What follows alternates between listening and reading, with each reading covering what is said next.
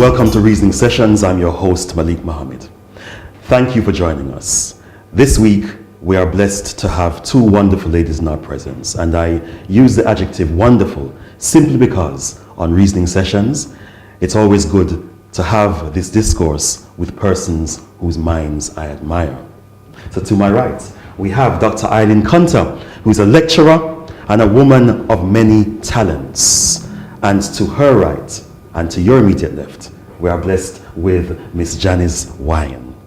She's an international community worker who has recently returned from Indonesia, and she has a wealth of experience in terms of cross-cultural development and striving to improve the lives of persons throughout the globe.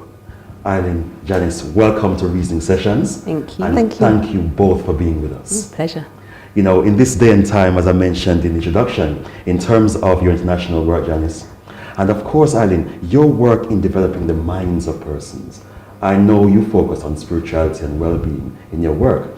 And one of the things that crossed my mind as we were preparing for this episode was the whole notion of the hashtag and the power of social media as a cross-cultural and as a creative outlet.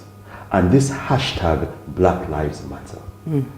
I was wondering if you have any thoughts on it. What does it mean to you? Does it make sense? Does it resonate? Should it be all lives matter? Janice, what do you think?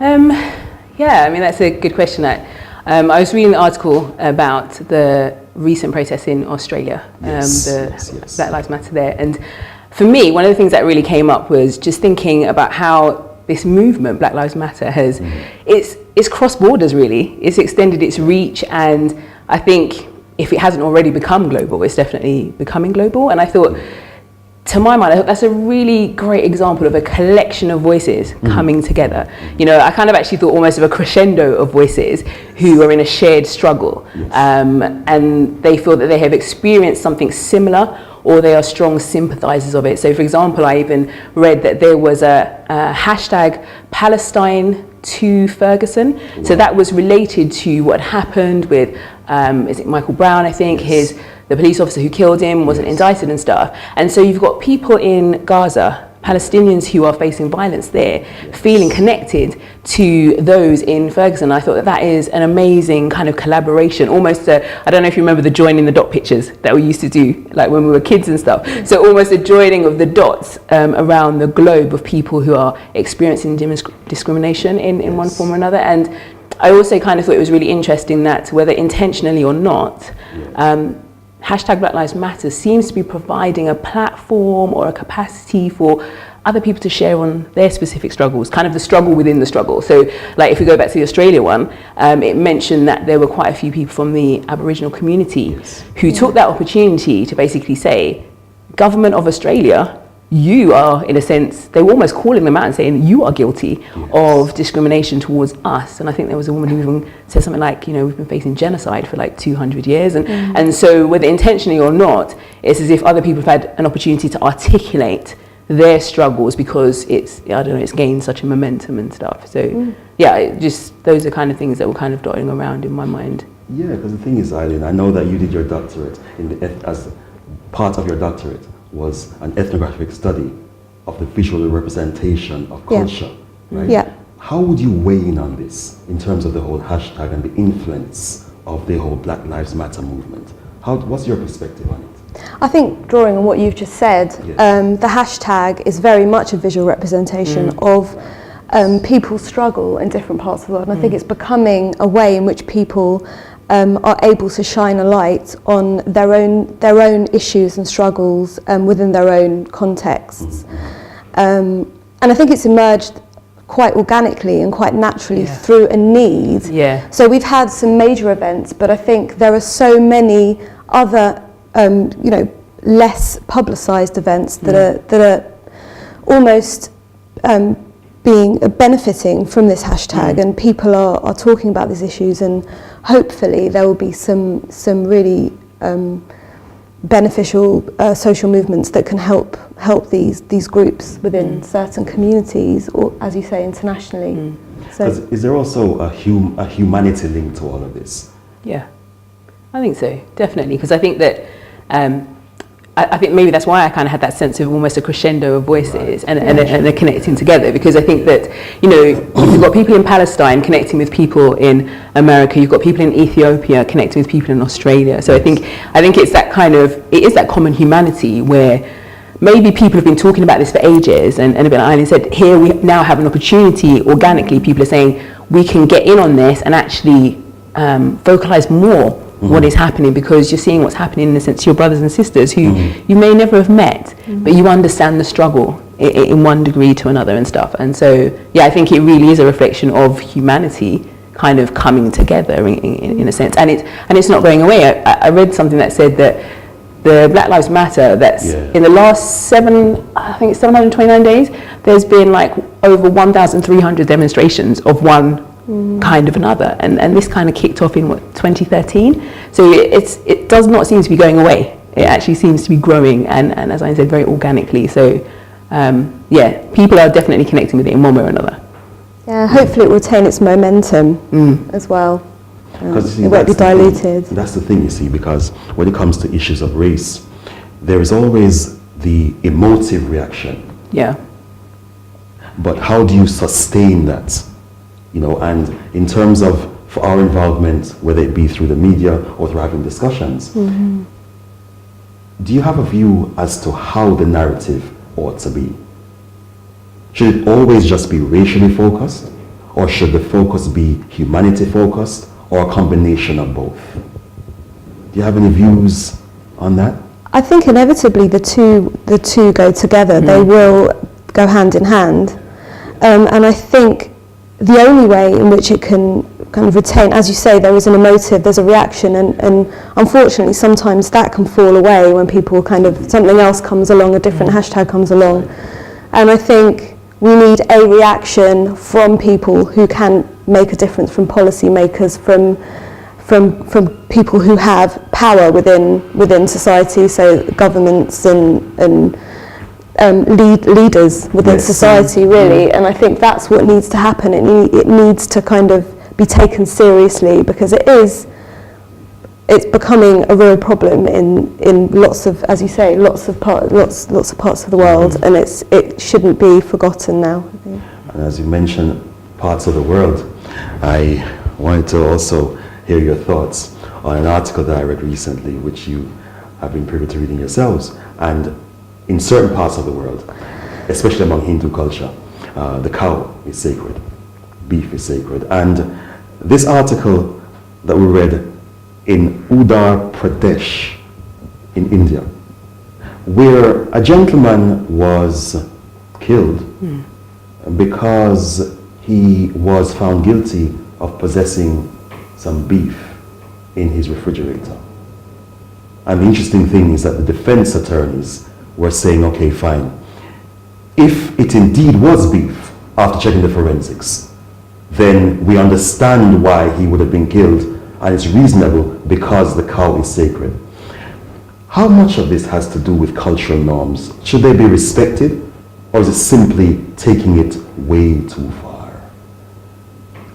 I think, for me, I feel like it's taking it way too far. Like, when I read it, I was just amazed, actually, that I think there's 18 people that are currently standing accused of it. That's correct. That they could feel that it was all right to take matters into their own hands and beat this man to death over a piece of meat, basically. So even understanding that there are laws in that part of the world about the cow being sacred, and within Hinduism that it is a very sacred thing. Yes. So therefore, for me as well, if there are already laws about it, then there are laws to punish those who have broken those laws. So actually, you don't need to be stepping in to take this into your own hands. And the fact that actually the human life, it would almost seem, is more sacred than the life of the cow. And then to make matters worse, now they're like, it was mutton, or it was beef, or it was beef, it was mutton. Yeah. They're not even sure that it was the meat that, the line says, they were provoked to kill him. Yes. Do you know what I mean? I just think that it's taking it too far, and the fact that this issue about whether you can slaughter a cow or not slaughter a cow, it seems as if they've been having these debates for years and years within this country, and depending on who was in power, it was okay, and then somebody else comes in and says, no, it's not okay. And yeah, I think the cultural norms and stuff are in there, but I think it's gone too far. That's my thoughts, really. But isn't it also culturally sensitive? You know, is it more to do with our perspectives as being exposed to the Western concepts of what's sacred and what isn't sacred, why we may find it absurd? Or should it simply just be respected? Well, when I read the article, I also found it quite problematic in that these 18 individuals had taken the law into their own hands and beaten somebody to death, who may not have agreed with those particular values. Maybe he wasn't originally from that community, maybe he didn't understand, maybe he made a mistake. And I think everybody has the right to a fair trial, and I don't believe that I found that quite difficult in terms of how that decision was made. And I think taking these values from a particular religion and imposing them in that way is very problematic, and you can see it happening in other parts of the world at the moment. I think currently I've been watching for example, events in Turkey, events in other countries as well, and I find it very difficult when religion is imposed upon people who religious values are imposed upon people who maybe don't share those values, and they're forced to almost give up their lives in this case for it. So I think that's problematic. And I think for me is because I think obviously, doing cross-cultural work myself, I'm very aware of the need to honour and value the laws and the cultural norms and stuff. And I think, but it's taking the law into their own hands. I think for me that's an issue. So for me, I think, because for example, I think in that same article it's talking about that now the man's family is possibly going to face charges for also being involved in this slaughtering of meat. And, you know, okay, according to the law, if they're found guilty, whether we understand the law or not, those are the laws of that land. But then that is the due process. And then let them go through that process and see whether or not they are guilty or not guilty. This man, Muhammad Aylin, didn't have that choice because in a country where the laws are there, these people took the matters into their own hands based on what they believed was their right, possibly because of their religious affiliation and stuff like that. And the fact is, like, there are not just Hindus within the country, there are Muslims, there are other people who, as Anna was saying, do not hold to the same things and may not have known, or so I think there's lots of things in there, but it's like, these are your laws, you broke them in order to do what you felt was right, and then took another man's life because of that and all those consequences that come from that. So it's interesting you mentioned about the whole religious aspect of it and the cultural norms, and this leads me to another section I'd like to hear your thoughts on, because throughout history, right, your cross-cultural work internationally, Janice and Aylin, as I mentioned earlier on, you focus quite a bit. One of the first lectures I ever heard you give, or talks I heard you give, was focusing on spirituality within the workplace context. And I'm intrigued to hear your views also on whether we ought to be bound by religion and the charismatic leaders that follow through there, or whether we should focus more on spirituality and core values, or the third option, combination of both. Are they even compatible? Do you have any thoughts, Aylin, on the importance of spirituality and well-being in the context of core values, for example? I think, first of all, there's a real distinction for me between religion and spirituality in relation to the workplace, but I think they can also work together. So people can, some research that I've done looked at how people took religious values and converted them into ways to make their work more meaningful for them. So they were able to convert these values into specific ways in which they could benefit, for example, the people within their workplace and the community that the workplace impacted on, and also how they felt in terms of their own individual well-being. So you talk about individual spirituality, so they were able to develop themselves, so their internal, their core values in relation to their work, which in turn gave their work meaning, which wasn't necessarily there before. But I think when we sometimes talk about leadership, and you mentioned charismatic leadership, that can be quite specific to the religious context and the religious institution. So for example, I'm currently co-supervising a PhD that's looking at leadership within a church context, and that's a very specific project that looks at leadership within a religious context. However, my research looked more at how people took religious values and used them in order to make their lives more meaningful, and so they were able to continue their work, but they were possibly a bit disillusioned. They're very successful, but they didn't understand why they were doing it. Yes, they were earning a lot of money. Yes, they were very, very successful, but they weren't particularly happy, and that enabled them to stay within that work context, so they could almost develop themselves and just be happier and healthier, both psychologically and physically. So that was the ultimate outcome of that, really. Can you still have those core values from a religious perspective, Janice, or is it mutually exclusive?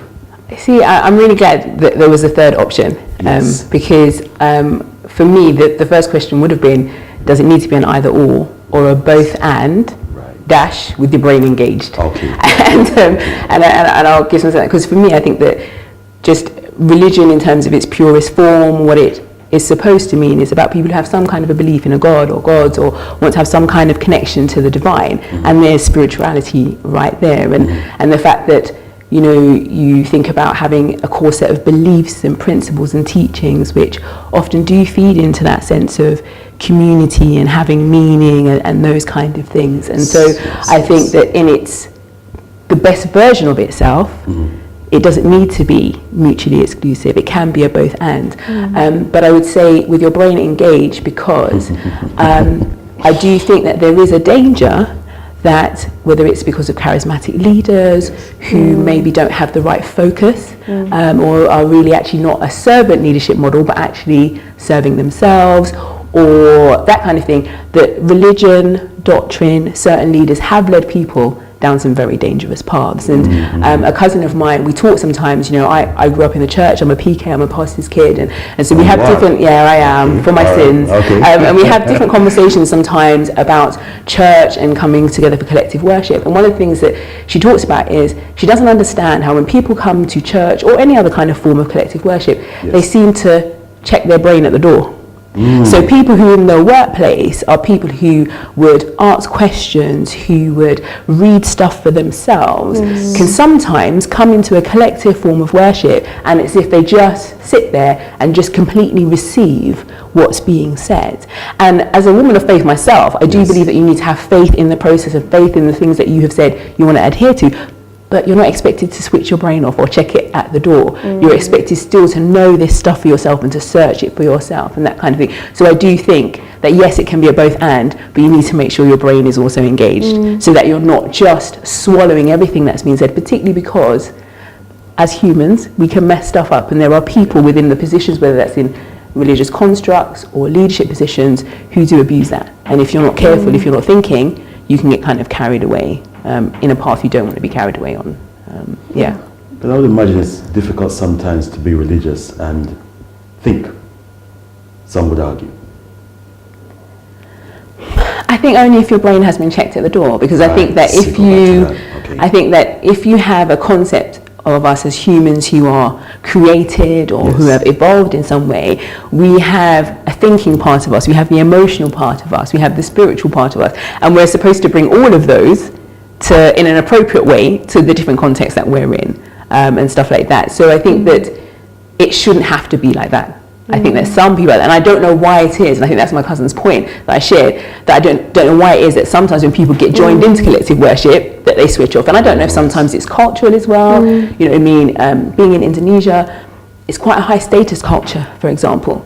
And so therefore, if there's someone in authority who says something, then you do that. And also in Indonesia, as well as some other Asian cultures, often things are learnt by rote. So it's kind of, you're not encouraged sometimes, not all the time, to think creatively for yourself. It's not that you don't have the ability, but because of the way the culture goes, you don't necessarily do those. If I say I'm in authority, you do this, you do it, and you do it exactly like that. And so I don't know if sometimes combine that with religion, people's different culture or whatever, that therefore they kind of just follow what is being said. I don't know.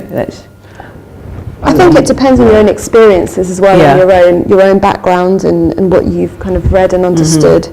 I mean, I don't have any first-hand experience of following a particular religion. I don't have a religion that I follow, but I definitely believe that we do have a spiritual path, and I believe that we are responsible for developing our own ourselves and our kind of inner values, and we are responsible for our own well-being. So I can relate to some of what you're saying, although I haven't been to an institution and I haven't followed a specific person. I guess the only person I've ever followed is myself, but I think there are similarities, and I agree. I think they do work together, and they should work together, and we should be critical. I think when you say that, talking about how people just leave their brain at the door, and we should question, because we're the only people that can question for ourselves. No one else will do it for us anyway. So.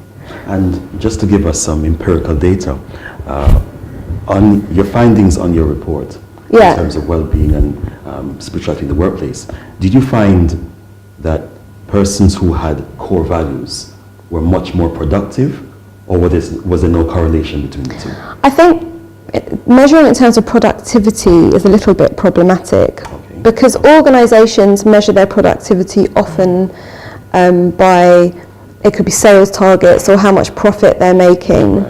But I think when you say productivity, I like to think of it in terms of how much they enjoy what they do and how much they gain from it, which I would be, as an organisation, much happier that my employees were gaining something from it. And some of the people that I interviewed had to leave their jobs in order to, they learnt so much about themselves, they realised that this wasn't the right thing for them. But the majority of the people that I researched were able to stay in their roles, and they were much happier, and they were able to give back to themselves and the people around them in the community that they worked in, whether it was through volunteering or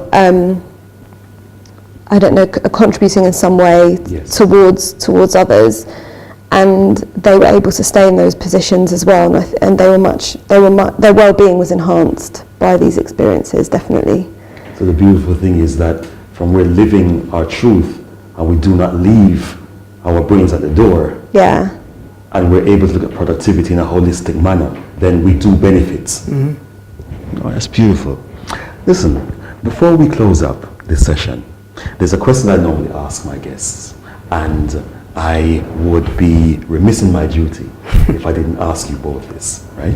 While I give you time to think, I'll mention the question first and have a little talk with our audience as you contemplate your thoughts on it. I normally ask the guests in the closing part of our show, what is your favorite word, and what is your favorite sound or your favorite color? So it's either your favorite word, sound, color, or all three. Right, give that some thought. Let me just talk to our audience very quickly. And as you can see, dear viewers, I want to leave this thought with you before we go back to Janice and Aylin with regards to their favorite thought, their favorite word, color, or sound.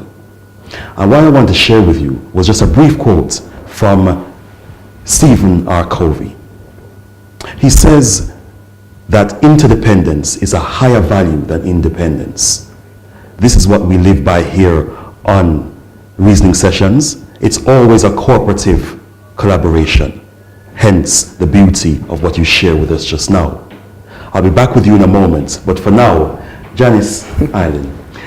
Janice, what is your favorite sound, color, or word? One of the three or all of the three? Okay, I know two of them immediately. Okay. And I might know the word one, but I might need to use two words. Right. So, favorite colors, I love blues and browns. And I love those colours. Favourite sound is just pure unadulterated laughter, and just real, just joyful laughter. And I think most specifically the sound of my nephew. He's 7, Donovan, because when he's really laughing, like really, something's really made him happy, he finishes his laugh and then there's a, it's as if he's almost exhausted himself because he's just been laughing so much, and I just love that. And I think if I was going to throw in a word, actually, I would nick 2 and I'd say unique expression, because it's just, call it a hashtag, let's use our social media term, of just that sense of that each of us are a unique expression. So probably, there you go, I've nicked 2, unique expression. Oh, thank you. Aylin? I think I have 2 of the 3 as well. Well, similar to yours, and I was going to say it before you said it. My favourite sound is laughter, my daughter's laughter. She's only just started laughing, and now she just laughs all the time, and it just brightens up my day every time I hear it, and it makes me feel like I'm doing something right, and that I'm not, messing the whole thing up, and that she's happy. My favourite colour changes actually, but at the moment I quite like grey, because I find it quite calming and quite peaceful. And I can't think of a favourite word at the moment, sorry. No, that's fine. Listen, the thing is, what we love about doing this is that it gives us an insight into our guests. Because what comes to your mind immediately when we ask these questions is that it comes from a very soulful place. And that's what's important. Aylin, Janice, thank you so much for being with us on this edition of Reasoning Sessions. It's been a joy having you with us and sharing with our audience. I trust that for you was a good investment of your time, and that it was good to have been here. Yeah, definitely, thank you. Viewers, we thank you also for being with us on this episode of Reasoning Sessions. As always, live your truth, remain focused on your visions, and achieve what you visualize in your minds.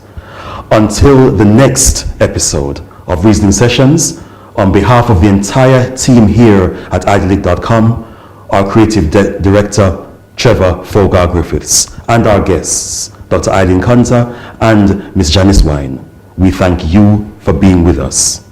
Live well, focus on your goals, and give thanks. Be present in this time.